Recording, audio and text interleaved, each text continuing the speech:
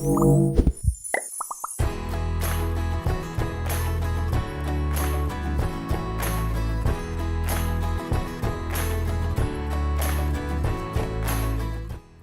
ഭരണഘടനയിലെ ഒരു വലിയ തിരുത്ത്, the largest amendment of Indian constitution.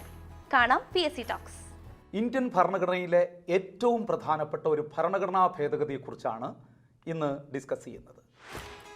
Indian ഭരണഘടനയിലെ ഏറ്റവും പ്രധാനപ്പെട്ട ഭരണഘടനാ ഭേദഗതി നമുക്കറിയാം, 42nd Amendment Act of 1976. It is popularly known as mini constitution. Mini constitution എന്നറിയപ്പെടുന്ന 42ാം ഭരണഘടനാ ഭേദഗതിയെക്കുറിച്ച് ഒരു ചോദ്യം ചോദിക്കാത്ത ചോദ്യപേപ്പർ വളരെ വിരളമാണ്. വളരെ പ്രധാനപ്പെട്ട ഒരു അമെൻമെൻ്റ് ആയതുകൊണ്ട് ഇതിൽ നിന്ന് ചോദ്യങ്ങൾ വളരെ ശ്രദ്ധയോടുകൂടി മനസ്സിലാക്കേണ്ടത് ആവശ്യമാണ്. നമുക്ക് നോക്കാം. 42ാം ഭേദഗതി 42nd Amendment Actനെ കുറിച്ച് ധാരാളം പറയാനുണ്ട്. പക്ഷേ ഇവിടെ എക്സാം ഓറിയൻറ്റഡ് ആയിട്ട് വളരെ പ്രധാനപ്പെട്ട പോയിന്റുകൾ മാത്രം ഞാനിവിടെ ഓർമ്മിപ്പിക്കുകയാണ്. 42nd Amendment Act, largest amendment act in the Indian constitution, അല്ലെങ്കിൽ ലാർജസ്റ്റ് കോൺസ്റ്റിറ്റ്യൂഷണൽ അമെൻമെൻറ്റ് ആക്ട്. വളരെ പ്രധാനപ്പെട്ട ഒരു പോയിൻ്റാണ്. ഇന്ത്യൻ ഭരണഘടനയുമായി ബന്ധപ്പെട്ട ഏറ്റവും വലിയ ഭേദഗതി, most important amendment act. It is popularly known as mini constitution. Preamble was amended under this amendment act.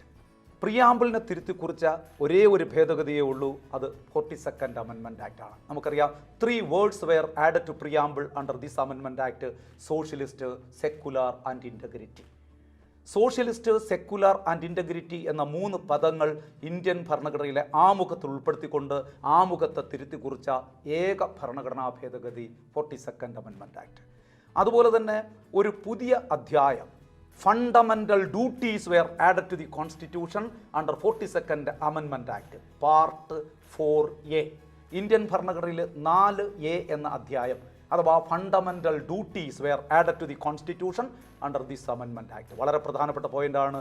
ആവർത്തിച്ച് PSC പോലുള്ള പരീക്ഷാ ഏജൻസികൾ ചോദ്യപേപ്പറിൽ ഉൾപ്പെടുത്തുന്ന ഒരു പോയിൻ്റാണത്.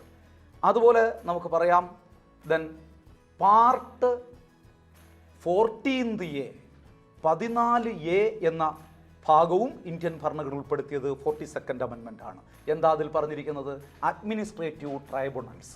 അപ്പോൾ administrative tribunals were added to the constitution under part 14A by 42nd Amendment Act of 1976. വളരെ പ്രധാനപ്പെട്ട മറ്റൊരു point, this amendment act made it obligatory on the part of president to accept the advice of council of ministers. അതായത് രാഷ്ട്രപതിയുടെ അധികാരത്തിൽ നിയന്ത്രണങ്ങൾ കൊണ്ടുവന്ന ഒരു ഭരണഘടനാ ഭേദഗതിയാണിത്. രാഷ്ട്രപതിയുടെ മുമ്പിൽ സമർപ്പിക്കപ്പെടുന്ന ബില്ല് അല്ലെങ്കിൽ advice of council of ministers അംഗീകരിക്കുക എന്നത് രാഷ്ട്രപതിയുടെ ബാധ്യതയാണ് അല്ലെങ്കിൽ ഉത്തരവാദിത്വമാണ് എന്ന് വ്യവസ്ഥ കൊണ്ടുവന്ന ഭരണഘടനാ ഭേദഗതിയും ഇതാണ് 42ാം ഭേദഗതി. നോക്കാം. This amendment act extended the period of Lok Sabha from 5 to 6 years.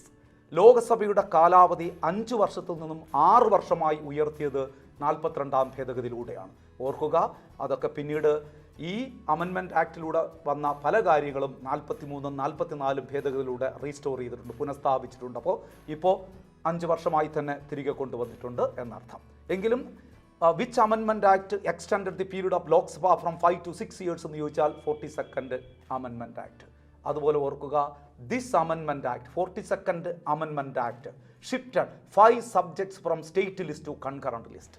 State ലിസ്റ്റിൽ നിന്നും 5 വിഷയങ്ങൾ കൺകറന്റ് ലിസ്റ്റിലേക്ക് കൊണ്ടുവന്നതും ഈ അമെൻമെൻറ്റ് ആക്ടിലൂടെയാണ്. ആ 5 വിഷയങ്ങളും കൂടി നമുക്കൊന്ന് നോട്ട് ചെയ്യാം.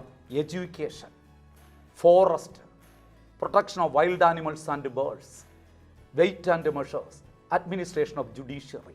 ഈ 5 വിഷയങ്ങൾ 42ാം ഭേദഗതിയിലൂടെയാണ് സ്റ്റേറ്റ് ലിസ്റ്റിൽ നിന്നും കൺകറന്റ് ലിസ്റ്റിലേക്ക് കൊണ്ടുവന്നത്.